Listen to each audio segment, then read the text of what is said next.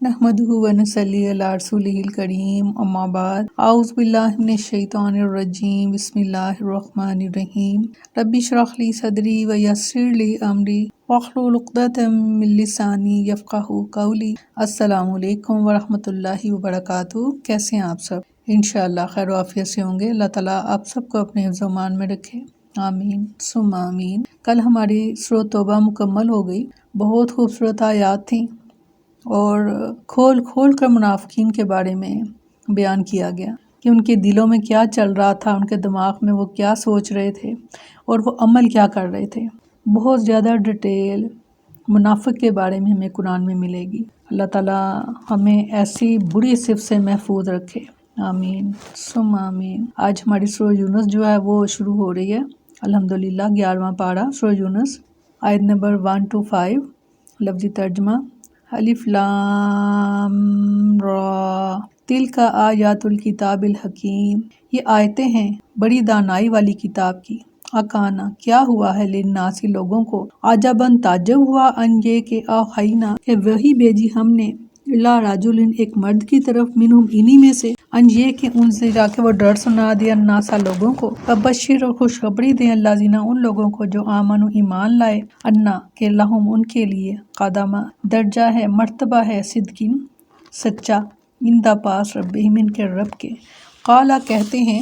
کافرون، کافر لوگ، انا، نہیں، ھذا، یہ، لساحر مبین، استغفار، البتہ کھلا جادو ہے، انا، بے شک، ربکم، بے شک تمہارا پروردگار، اللہ، اللہ ہے، الذی، جس نے، خلق السماوات، پیدا کیا ہے آسمانوں، والارض، اور زمین کو، فی ستۃ ایام، 6 دنوں میں، ثم، پھر استویٰ، پھر وہ قائم ہوا، علی العرش، عرش پر، یدبر، تدبیر کرتا ہے امرا، ہر کام کی، ما من شفیع، نہیں ہے کوئی سفارش کرنے والا، الا، مگر، من بعد،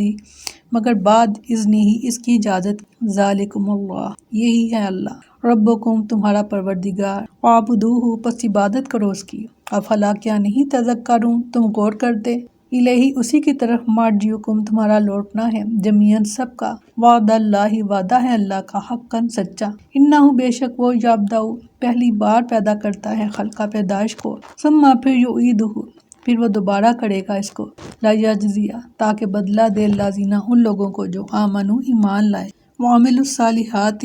اور جنہوں نے نیک اعمال کیے، بالقسط، انصاف کے ساتھ، والذین، اور وہ لوگ جو کفروا، کافر ہوئے، لہم، ان کے لیے، شراب، پینے کو، من حمیم، نہایت گرم پانی، وعذاب علیم، اور دردناک عذاب ہے، بما، اس لیے کہ، کانوا، وہ تھے، یکفرون، انکار کرتے، هو الذی، وہی ہے جس نے، جعل، بنایا ہے، شمس، سورج کو، ضیاء، روشن، والقمر، اور چاند کو، نورا، اجالا، وقدرہ، اور منازل طے کر دی اس کی، قدرہ، منازل، لتعلموا، تاکہ جانو تم، عدد السنین، برسوں کی گنتی، والحساب، اور حساب، ما خلق اللہ، نہیں پیدا کیا اللہ نے، ذالک، یہ سب، الا، مگر، بالحق، تدبیر سے، یفصل، وہ کھول کر بیان کرتا ہے، آیاتی، اپنی آیات، لقوم، ان لوگوں کے لیے، یعلمون، جو علم والے ہیں۔ اللہ تعالیٰ ہمیں علم والوں میں شامل فرمائے، آمین۔ رب زدنی علما، رب زدنی علما، رب زدنی علما، آمین ثم آمین۔ الف لام را، یہ کمال حکمت والی کتاب کی آیات ہیں۔ کیا لوگوں کے لیے ایک عجیب بات ہو گئی کہ ہم نے ان میں سے ایک آدمی کی طرف وحی بھیجی کہ لوگوں کو ڈر، اور جو لوگ ایمان لائیں انہیں بشارت دیں، یقیناً ان کے لیے ان کے رب کے پاس سچا مرتبہ ہے، اور کافروں نے کہا، بے شک یہ تو کھلا، استغفار، جادو ہے۔ مشرکین مکہ اس بات پر حیرت تو کرتے تھے کہ انہی جیسا ایک آدمی ان کی رہنمائی کے لیے بھیجا گیا۔ اللہ تعالیٰ نے ان کی اس حیرت پر نکیر کی کہ اس میں کوئی تعجب کی بات نہیں، بلکہ اگر وہ رسول فرشتہ یا جن ہوتا تو حیرت کی بات تھی، اس لیے کہ بنی نوع انسان یا تو اسے دیکھ نہ پاتے، یا اگر دیکھ پاتے تو اس سے مانوس نہ ہوتے، کیونکہ انسان اپنے ہی جیسے جسد خاکی رکھنے والے انسان کے ساتھ مانوس ہوتا ہے۔ اس لیے نبی کریم صلی اللہ علیہ وسلم کا مبعوث ہونا فطرت اور عقل کے تقاضے کے مطابق تھا، اور جب مبعوث ہوئے تو اللہ تعالیٰ نے بذریعہ وحی حکم دیا کہ آپ لوگوں کو آخرت کے دن کے عذاب سے ڈرائیں، اور مومنوں کو خوشخبری دیں کہ اللہ تعالیٰ قیامت کے دن ان کے ایمان اور عمل صالح کا اچھے سے اچھا بدلہ دے گا، اور شافی محشر محمد صلی اللہ علیہ وسلم ان کے لیے شفاعت فرمائیں گے۔ لیکن کفار قریش نے آپ کی دعوت کو قبول نہیں کیا، اور جب ان سے کچھ نہ بن پڑا تو کہنے لگے نعوذ باللہ، یہ آدمی تو استغفار صریح جادوگر ہیں، اور یہ قرآن کھلا جادو ہے جو انسانوں کو مسحور کر دیتا ہے۔ استغفار، یہ آسمان سے نازل شدہ اللہ کی کتاب نہیں۔ قدم صدقین، اس کا مطلب کہ بلند مرتبہ، احسن، اور وہ بہت اعمال صالحہ ہیں جو ایک مومن آگے بھیجتا ہے۔ ارشاد فرمایا سورۃ طٰہٰ میں، اور جو اس کے پاس مومن بن کر آئے گا، جس نے اچھے اعمال کیے ہوں گے، تو یہی لوگ ہیں جن کے لیے سب سے بلند درجے ہیں۔ ہمیشگی کے باغات جن کے نیچے سے نہریں بہتی ہیں، ان میں ہمیشہ رہنے والے، اور یہ اس کی جزا ہے جو پاک ہوا۔ اور فرمایا سورۃ قمر میں، اور بے شک بچ کر چلنے والے باغوں اور نہروں میں ہوں گے، صدق کی مجلس میں، عظیم بادشاہ کے پاس جو بے حد قدرت والا ہے۔ سبحان اللہ، جو بچ کر چلنے والے ہیں، یعنی جو متقی ہیں، جو پرہیزگار ہیں، گناہوں سے بچنے والے، فضولیات سے پرہیز کرنے والے، ان کے لیے خوشخبریاں ہیں۔ فرمایا سورۃ صافات میں، بلکہ تو نے تعجب کیا اور وہ مذاق اڑاتے ہیں، اور جب انہیں نصیحت کی جائے وہ قبول نہیں کرتے، اور جب کوئی نشانی دیکھتے ہیں تو خوب مذاق اڑاتے ہیں اور کہتے ہیں یہ صاف جادو کے سوا کچھ نہیں۔ فرمایا بے شک تمہارا رب اللہ ہی ہے جس نے آسمانوں اور زمین کو 6 دنوں میں پیدا کیا، پھر وہ عرش پر بلند ہوا، ہر کام کی تدبیر کرتا ہے، کوئی سفارش کرنے والا نہیں مگر اس کی اجازت کے بعد، وہی اللہ تمہارا رب ہے، سو اس کی عبادت کرو، تو کیا تم نصیحت حاصل نہیں کرتے؟ اس آیت سے ربوبیت کے دلائل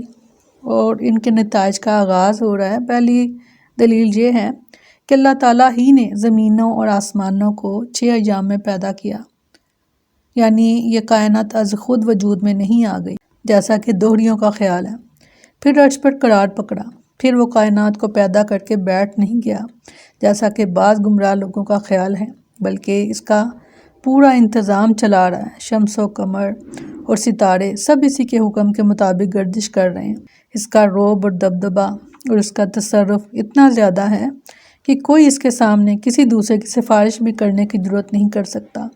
الا یہ کہ وہ خود ہی کسی کی سفارش کی اجازت دے۔ لہٰذا ان سب باتوں کا تقاضا یہ ہے کہ تم لوگ اس با اختیار اور مقتدر ہستی کے علاوہ کسی کی عبادت نہ کرو، کیونکہ وہی تمہارا پروردگار ہے۔ سورۃ بقرہ میں فرمایا کون ہے وہ جو اس کے پاس اس کی اجازت کے بغیر سفارش کرے۔ سورۃ نجم میں فرمایا اور آسمانوں میں کتنے ہی فرشتے ہیں کہ ان کی سفارش کچھ کام نہیں آتی مگر اس کے بعد کہ اللہ اجازت دے جس کے لیے چاہے اور جسے پسند کرے۔ فرمایا سورۃ سبا میں، اور نہ سفارش اس کے ہاں نفع دیتی ہے مگر جس کے لیے وہ اجازت دے۔ فرمایا اسی کی طرف تم سب کا لوٹنا ہے، اللہ کا وعدہ سچا ہے، بے شک وہی پیدائش شروع کرتا ہے پھر اسے دوبارہ پیدا کرے گا، تاکہ جو لوگ ایمان لائے اور انہوں نے نیک اعمال کیے انہیں انصاف کے ساتھ جزا دے، اور جن لوگوں نے کفر کیا ان کے لیے نہایت گرم پانی سے پینا ہے اور دردناک عذاب ہے جس کے بدلے جو وہ کفر کیا کرتے تھے۔ یعنی جس اللہ نے تمہیں پہلی بار پیدا کیا وہ تمہیں مرنے کے بعد دوبارہ بھی پیدا کر سکتا ہے، اور وہ دوبارہ پیدا کرے گا، اور یہ کام اس کے لیے پہلے کی نسبت زیادہ آسان ہے۔ اور تمہیں دوبارہ پیدا کرنے کا مقصد یہ ہے کہ اس کے دار فانی میں کہ جس کسی نے ایمان لا کر اچھے کام کیے ہوں انہیں اس کا اچھا بدلہ دیا جائے، اور جس نے برے کام کیے ہوں انہیں برا بدلہ دیا جائے۔ والذین کفروا لہم شراب من حمیم وعذاب علیم بما کانوا یکفرون، یعنی کفر و انکار کے سبب انہیں قیامت کے دن دوزخ کی لپیٹ اور کھولتے ہوئے گرم پانی اور سیاہ دھوئیں کے بادلوں کی صورت میں مختلف قسم کے عذاب دیے جائیں گے، اور ان سے کہا جائے گا سورۃ صاد میں، اور یہ ہے سزا، سو وہ اسے چکھیں، کھولتا ہوا پانی، استغفر اللہ، اور پیپ، اور دوسری اس کی ہم شکل کئی قسمیں۔ سورۃ رحمان میں فرمایا یہی ہے وہ جہنم جسے مجرم لوگ جھٹلاتے تھے، وہ اس کے درمیان اور کھولتے ہوئے پانی کے درمیان چکر کاٹتے رہیں گے۔ اللہم اجرنا من النار، اللہم اجرنا من النار، اللہم اجرنا من النار، آمین ثم آمین۔ فرمایا وہی ہے جس نے سورج کو تیز روشنی اور چاند کو نور بنایا اور اس کی منزلیں مقرر کی تاکہ تم سالوں کی گنتی اور حساب معلوم کرو، اللہ نے سب کچھ نہیں پیدا کیا مگر حق کے ساتھ۔ وہ آیات کو ان لوگوں کے لیے کھول کر بیان کرتا ہے جو جانتے ہیں۔ یہاں اللہ تعالیٰ نے اپنی ان نشانیوں کو بیان کیا ہے